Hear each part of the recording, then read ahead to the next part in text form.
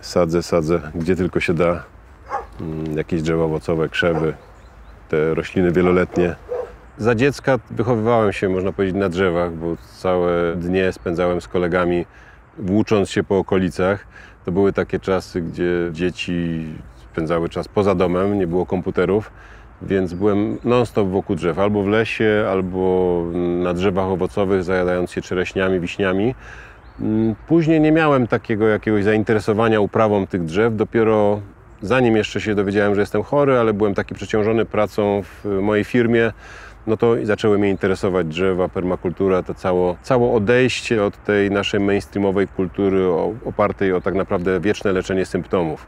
To mnie tak uderzyło w którymś momencie, że my wszystko tuszujemy, tabletka na ból głowy, tabletka na to, tylko i wyłącznie adresujemy symptomy w zdrowiu, w rolnictwie, we wszystkich obszarach życia. A tam było takie zaadresowanie przyczyn, korzeni tego, co naprawdę jest istotne i skąd się biorą problemy. I od tego czasu jestem zafascynowany drzewami owocowymi na tej zasadzie, by je po prostu sadzić. Odwiedzam sadowników, współpracuję z kilkoma, nagrywamy ciekawe materiały, propagujemy wiedzę, jak szczepić drzewa owocowe, jakie odmiany dobierać. Teraz mamy takie plany, żeby pokazywać, które odmiany właśnie w tym dziwnym klimacie się dobrze sprawdzają, które nie przemarzły.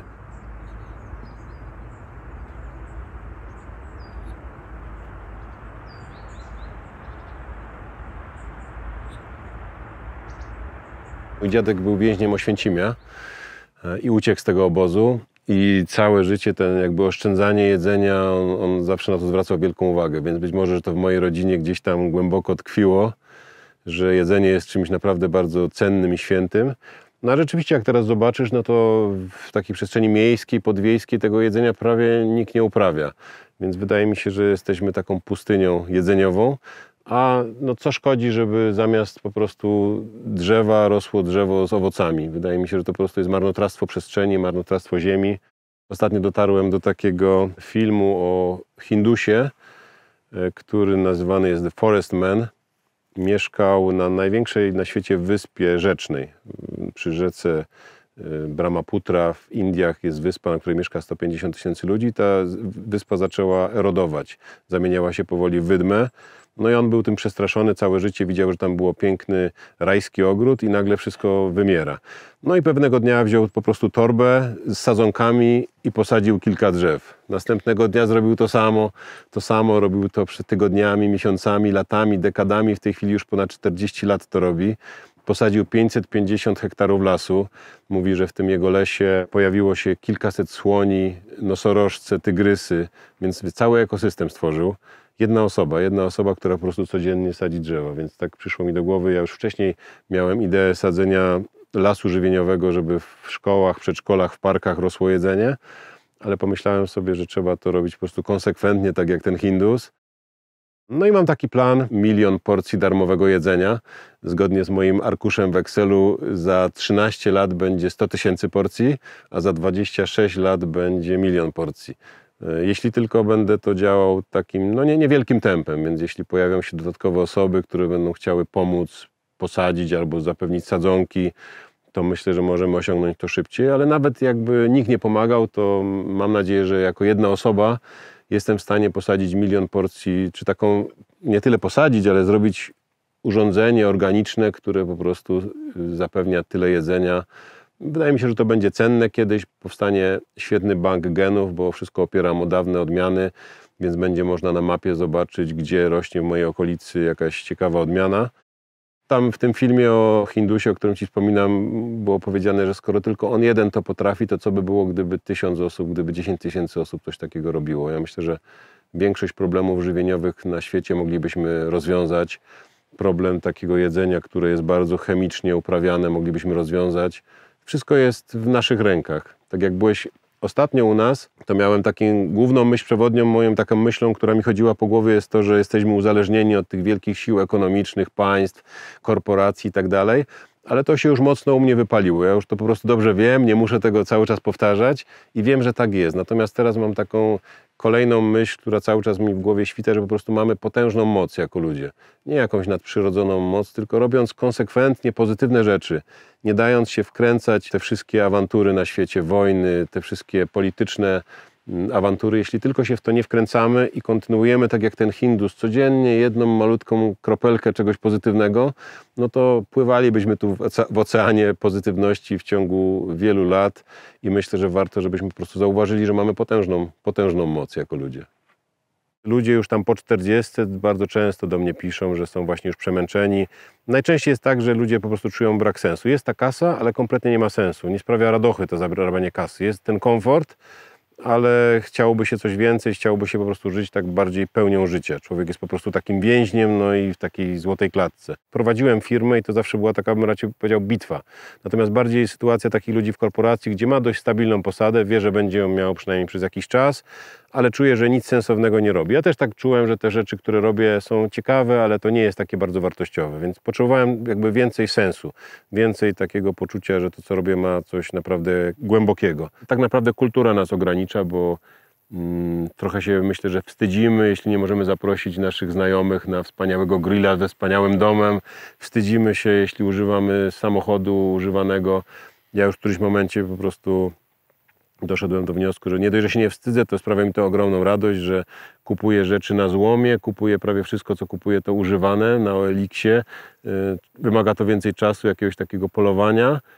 Jeżdżę starym samochodem, który kosztuje grosze i wcale nie uważam, że to był wstyd, tylko wręcz przeciwnie, po prostu jak najmniej swojej energii życiowej poświęcam na pokazywanie mojego statusu. Nie mam takiej po prostu już potrzeby.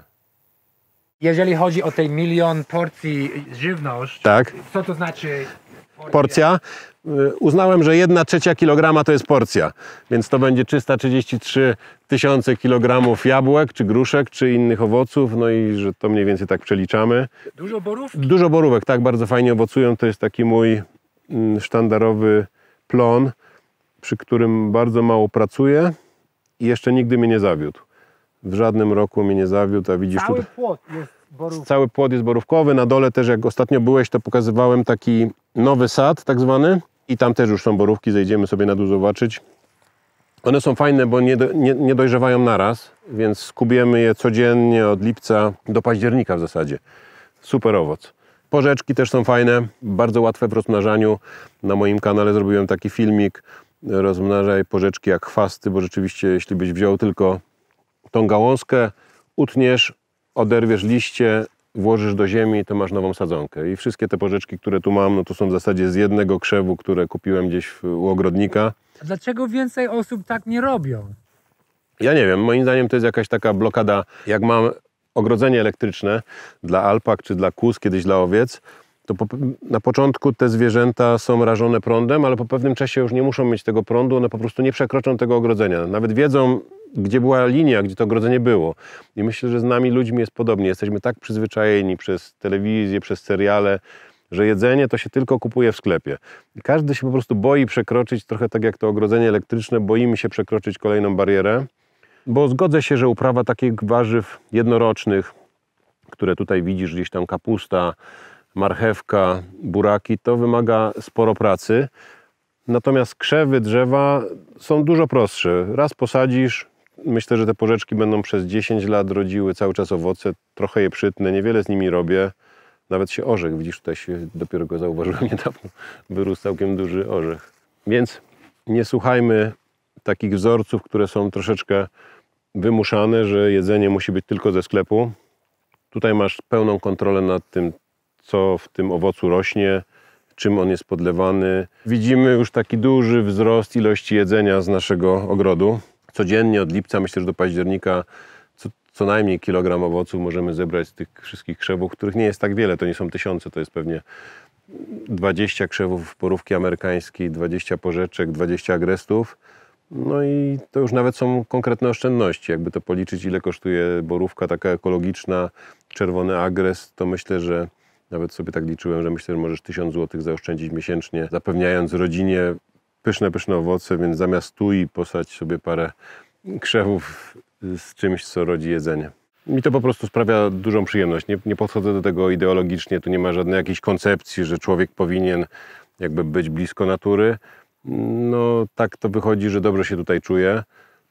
Świetnie mi się sprawdza połączenie pracy przy komputerze, kiedy mogę po takiej większej sesji 3-4 godziny po prostu przyjść do ogrodu, poplewić, zebrać sobie owoce, znowu siąść do komputera, więc ja lubię takie urozmaicone życie. Bo miałem taki moment frustracji, kiedy zacząłem sadzić drzewa, zacząłem się odzywać do firm i w zasadzie nikt nie był zainteresowany. Każdy tam miał te zielone agendy i zainteresowany był środowiskiem, ale dla każdego to było jakieś takie dziwne właśnie. Sadzić drzewa, przecież jedzenie się kupuje w markecie, a nie z drzew, więc widziałem, że byłem tak odbierany trochę jako dziwak przez korporacje duże. Więc stwierdziłem, jeśli to jest dobry program, Igor, jeśli to jest dobry pomysł, to po prostu rób to samodzielnie. I jeśli ci to sprawia przyjemność, więc tak sobie działam. Trochę jest tak, że państwo opiekuńcze spowodowało, że jesteśmy, no powiedziałbym, wykastrowani z inicjatywy. Każdy człowiek oczekuje, że państwo coś za niego zrobi. Ja też często spotykam się, jak mówię o sadzeniu drzew owocowych, to najczęstszą poradą, myślę taką wychodzącą pewnie z serca, ludzie mówią, a to aplikuj o takie granty, albo stąd możesz uzyskać pieniądze, albo tutaj są takie granty, tu są jakieś fundusze. Tak naprawdę każdy szuka gdzieś na zewnątrz, gdzie można znaleźć fundusze, najlepiej państwowe, do sfinansowania inicjatyw. A ja podjąłem decyzję w zasadzie w zeszłym roku, że nie będę korzystał z żadnych środków publicznych w tym, co robię, bo wydaje mi się, że te środki publiczne, jak chcę zrobić taki las, który zapewni 1 000 000 porcji jedzenia, chciałbym, żeby to był taki projekt całkowicie czysty od podstaw. Podatki według mnie nie są czyste od podstaw, są pobierane przemocą. Nie wszyscy ludzie się zgadzają na to. W przypadku niektórych osób to może być poważny dramat, czy ja wpłacam podatek, czy stać mnie na leczenie. Więc nie chciałbym, żeby mój projekt sadzenia drzew owocowych był związany chociaż z niewielką przemocą pobierania pieniędzy przez państwo. I uważam, że najlepszym rozwiązaniem jest 100% jednomyślność. Jeśli każdy, kto chce się do tego projektu dołożyć, to niech się dołoży. Nie mam takiej napinki, że to musi być tyle drzew w tym roku. Staram się sam z własnego budżetu posadzić co najmniej 100 drzew co roku, zachęcić firmy, zachęcić osoby do dołożenia się do tego, ale wydaje mi się, że ten aspekt działania dobrowolnego, bez przemocy, bez przymusu jest kluczowy. Często nie dostrzegamy, ile tej przemocy w dzisiejszym świecie jest. Ja to nazywam, że to jest taka przemoc potencjalna. Jesteśmy zmuszani 1000 ustaw do różnego rodzaju działania, właśnie jak takie zwierzęta gospodarskie, hodowlane.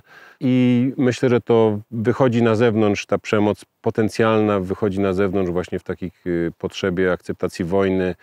To, że jesteśmy cały czas ograniczeni przez te różne struktury, gdzieś tam powoduje, że gdzieś musimy wybuchnąć, jakąś wojnę musimy zorganizować, jakąś negatywną działalność musimy doprowadzić do skutku, żeby sobie ulżyć po prostu tego ciągłego ograniczania. A tak naprawdę nie jesteśmy ograniczeni, mamy potężne możliwości.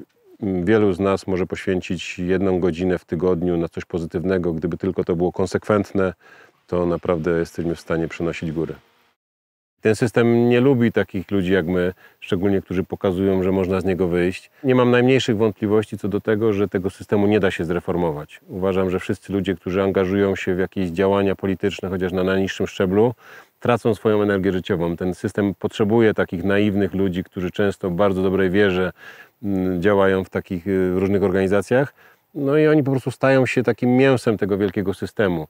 Jednak na szczytach władzy myślę, że działają ludzie, którzy kompletnie nie są zainteresowani, żeby tutaj ludziom się dobrze żyło, a jedynym wyznacznikiem jest po prostu chęć władzy. Myślę, że po prostu ta chęć władzy jest jedynym takim źródłem zasilania tych ludzi, więc ja uważam, że systemu nie możemy zreformować. Myślę, że on jest skazany na to, żeby sobie po prostu dogorywać, ale możemy oczywiście jesteśmy wbudowani w ten system, korzystamy z dróg, korzystamy ze sklepów, nie da się całkowicie od niego odłączyć, ale tak, żebyśmy 99,9% naszej energii używali na budowanie czegoś nowego, a nie zwalczanie starego systemu. To jest moim zdaniem kluczowe. Wiele osób nie rozumie, jaka jest różnica pomiędzy byciem antysystemowym, a budowaniem czegoś nowego.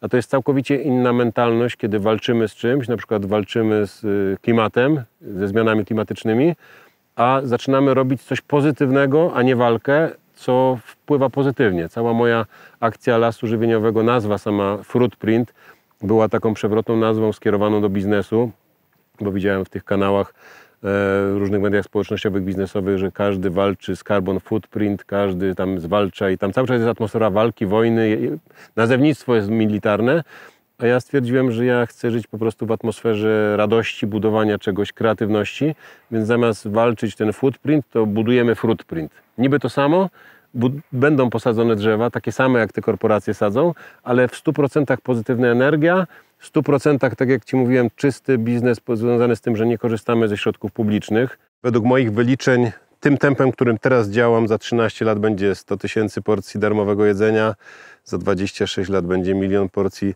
darmowego jedzenia. To nie trzeba wiele drzew. Do tego 1 000 000 porcji wychodzi mi, że około 12 000 drzew musi rosnąć. Trzeba ich trochę więcej posadzić, bo nie wszystkie przeżywają. Ale to nie mówimy o milionach drzew. 12 000 drzew to jest coś, co naprawdę nie jest dużą ilością na skalę naszego kraju. Przejdźmy dalej. Tu są kasztany jadalne, na razie malutkie, a docelowo to będą wielkie drzewa. Tu jest pierwszy kasztan jadalny, jaćmierz z jaćmierza. Tutaj możemy przełamać mit, że kasztany jadalne potrzebują kilkanaście lat do owocowania. Tu są 4 małe kasztanki, możesz zobaczyć, takie jeżyki. Z tego będą jesienią już owoce. To drzewko ma 2 lata. U mnie jest rok, drugi rok był w szkółce, więc pierwszy sezon u mnie już ma małe owoce. To jest kasztan z Mińska. Jeden z takich bardziej mrozoodpornych. Specjalnie Ania Jankowska mi tutaj do mojego ogrodu dobrała taką odmianę, która jest wyjątkowym twardzielem. Jeśli sobie tam w Mińsku na Białorusi poradził, to u nas sobie też poradzi. Jest jabłoń, w międzyczasie są pigwowce, które są moim zamiennikiem cytryny. To jest glogierówka. Bardzo smaczna, fajna odmiana. Pigwowce. Bardzo fajny krzew. Bardzo łatwo można go przetworzyć na dobry dodatek do herbatek. Ja to też wykorzystuję, jak mam nadmiar energii, bo mam trochę paneli fotowoltaicznych. Czasami w lecie jest tej energii nadmiar. To nie mam jeszcze takiej dobrej suszarni solarnej. Zamierzam kiedyś zbudować, ale pomysłów na projekty jest 50, a doba ma swoje ograniczenia, więc chwilowo, gdy mam nadmiar energii, po prostu włączam suszarkę i śmieję się, że zamiast magazynu energii w akumulatorach, to mam po prostu w suszonych owocach. W zeszłym roku zrobiłem kilka słoików rodzynek pysznych z winogron, suszę agrest, suszę porzeczki, borówki, takie leśne, również te właśnie pigwowce. No i całą zimę do herbatek bardzo intensywnie dodaję tych wszystkich owoców. To jest taki fajny, przypomina się okres letni, organizm też potrzebuje witamin, także jest to dobry sposób na spożytkowanie nadmiaru energii. Zamiast marnować czas na scrollowanie sieci społecznościowych, a przede wszystkim na dawanie swojej energii w jakieś konflikty polityczne, możemy się zainteresować czymś praktycznym albo czymś twórczym. Mi się wydaje, że człowiek ma ogromną potrzebę tworzenia. Jesteśmy stworzeniem twórczym. Dla mnie tworzeniem to są właśnie takie zabawy z krajobrazem, jakieś eksperymenty z takimi odmianami. Nie mam takich zdolności niestety, żeby komponować muzykę czy malować, ale akurat to jest czymś, co lubię i fajnie się z tym sprawdzam. Jeśli byśmy się jeszcze łączyli w grupy, no to tą technologię, którą mamy dzisiaj, bo też nie uważam, że powinniśmy się cofnąć do epoki kamienia, tą technologię nowoczesną moglibyśmy wykorzystać tak bardzo pozytywnie. Wyszło mi po prostu taniej, żeby zamiast ogradzać ten teren, to tylko wyłącznie ogradzam poszczególne drzewka.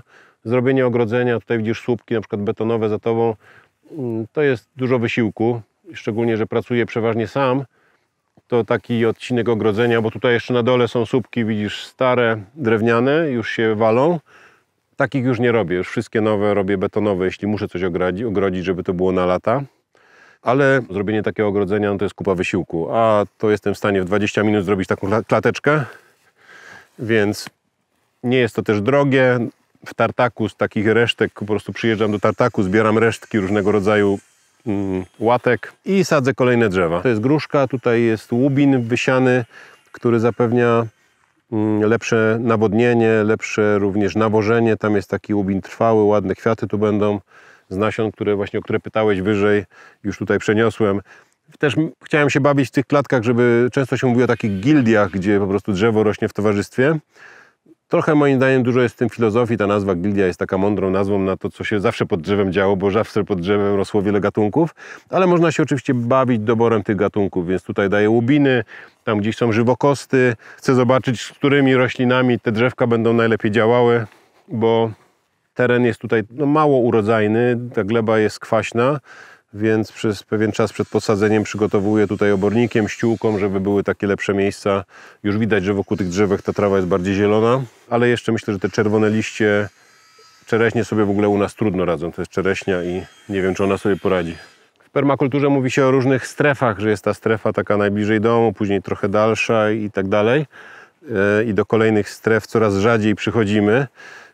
No i tu już jest taka odległa strefa, gdzie po pierwsze rosną te dzikie borówki i fajnie, że sobie tu rosną, niech sobie rosną, tak będzie. Tutaj były pszczoły, mam nadzieję, że wrócą.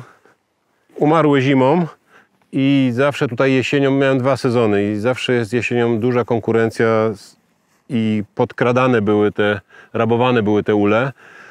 Więc myślę, że jak tutaj zacznę sadzić, będzie więcej jedzenia, bo jednak jest duża monotonia w lesie. Przez to, że nie mamy wilków, nie mamy drapieżników, to wszystkie jeleniowate doprowadzają do tego, że wszystko inne poza tym, czego one nie lubią jeść, jest wyniszczone. Więc te lasy są tak naprawdę dość ubogie. Gdyby były drapieżniki, byłoby dużo więcej różnorodności, bo roślinożercy byliby trzymani w ryzach. No ale jak uda mi się drzewa wyhodować, to one będą nad zasięgiem jeleni, więc zakładam, że lipy, kasztany jadalne to będą takie miejsca, gdzie duża ilość pszczół będzie mogła się wyżywić. Tutaj są pierwsze właśnie takie bardzo rzadko już odrzucone nasadzenia kasztanów jadalnych i tutaj zamierzam ich pewnie kilkanaście jeszcze w tym roku dołożyć. Kasztan jadalny to też jest przykład tego, o czym mówię ostatnio często, czyli tego, jak wielką mamy moc jako nawet pojedynczy ludzie. Te wszystkie kasztany kupiłem od Ani Jankowskiej, z którą się spotkałem, nagraliśmy bardzo ciekawe materiały.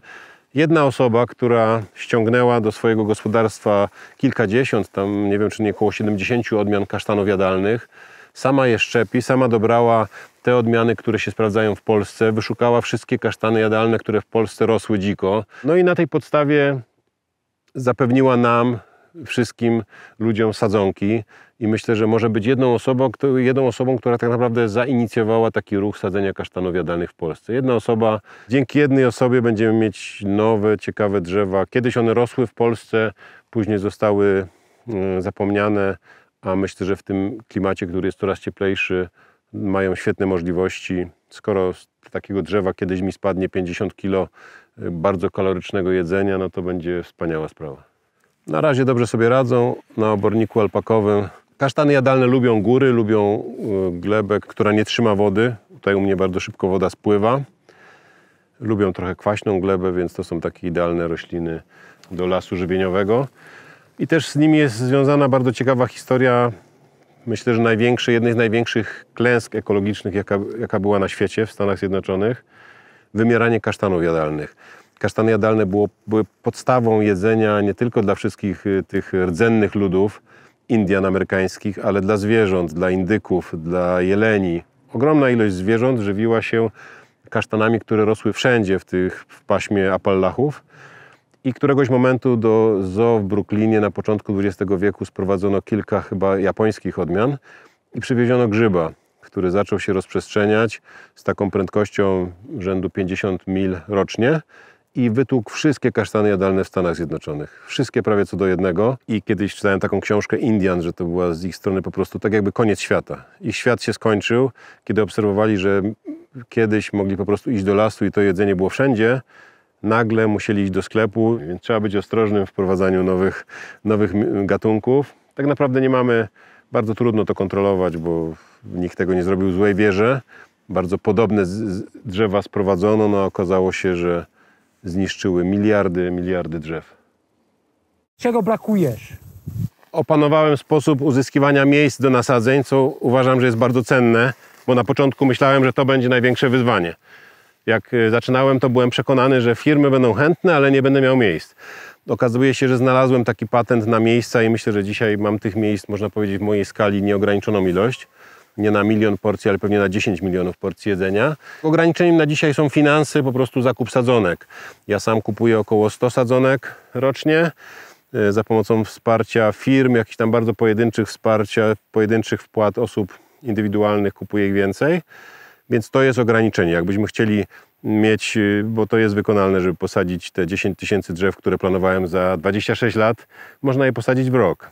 Gdybyśmy mieli po prostu środki, to nie są jakieś kosmiczne środki. Ile kosztuje jeden sadzonek? Jedna sadzonka kosztuje około 35 zł z przesyłką, 40, jakieś są inne, może trochę droższe, 50. To są takie rzędy wielkości, więc Ja myślę, że Na toaletę w Warszawie, tą słynną, chyba wydaliśmy więcej niż na 1 000 000 porcji jedzenia. Ja myślę, że jak publikujemy ten film, będziemy robić jakieś akcja na rzutka, ludzie mogą dołożyć swój kasa, a ty będziesz sadzić ich drzewa. Tak, dokładnie o tym myślałem, że brakuje takiego miejsca na zrzutce. Nawet jest w tej chwili taka możliwość, że będziesz po prostu opiekunem niejako drzewa. Twoje konkretne drzewo w konkretnej lokalizacji, powiem Ci, że to jest to drzewo, które Ty sfinansowałeś. Ale ta zrzutka to jest taki fajny pomysł, bo ludziom, gdy mówię postaw mi kawę albo wesprzyj projekt sadzenia drzew, to myślę, że to jest zbyt mało konkretne. Więc będę teraz tak robił, że planujemy posadzić na przykład 1000 drzew w Krakowie albo Warszawie. Zróbmy taką zrzutkę celową, żeby to było bardziej ściśle określone i żeby każdy po prostu miał namacalny dowód, że rzeczywiście te drzewa tam zostały posadzone. Lubię to. Ja chcę dołączyć do tej akcji. Super, no i mam nadzieję, że będziesz mógł skorzystać z owoców, bo to też jest fajna sprawa. Ogólnie sadzisz te drzewa jesienią, tak? Jesienią i wiosną. Najlepiej jesienią, tak. Sadzę las jedzenia, 1 000 000 porcji darmowego jedzenia. Być może pierwszy taki las na świecie. Jeszcze tej jesieni posadzimy 43 drzewa w szkołach i przedszkolach w gminie Czaplinek. A na wiosnę mam ambitny plan posadzenia 300 drzew. Dosadzimy drzewa tam, gdzie już rosną drzewa naszego lasu, czyli w Krakowie, w Częstochowie, w Łodzi, w Bielsku-Białej, ale też pojawią się nowe miasta. Mam nadzieję, że posadzimy pierwsze drzewa w Warszawie i w innych dużych miastach w Polsce. Jeśli ten pomysł Ci się podoba, jeśli chcesz, by w Polsce za kilkanaście, kilkadziesiąt lat w większości miast rosło darmowe jedzenie na drzewach w przestrzeni publicznej, możesz mnie wesprzeć, przyspieszyć sadzenie drzew. Zrobisz to łatwo, dołącz do zrzutki, link w opisie. Sadźmy razem las, 1 000 000 porcji jedzenia. Dajcie nam like, komentujcie, udostępniajcie i oczywiście subskrybujcie, żeby zobaczyć więcej ciekawych filmy o ciekawych, niezwykłych ludzi, robiąc niekonwencjonalne rzeczy tu, w Polsce. Zapraszam na kanał YouTube Przyziemne Umiejętności i jeśli chcesz sadzić z nami las żywieniowy, 1 000 000 porcji jedzenia, to dołącz do projektu fruitprint.pl, link w opisie.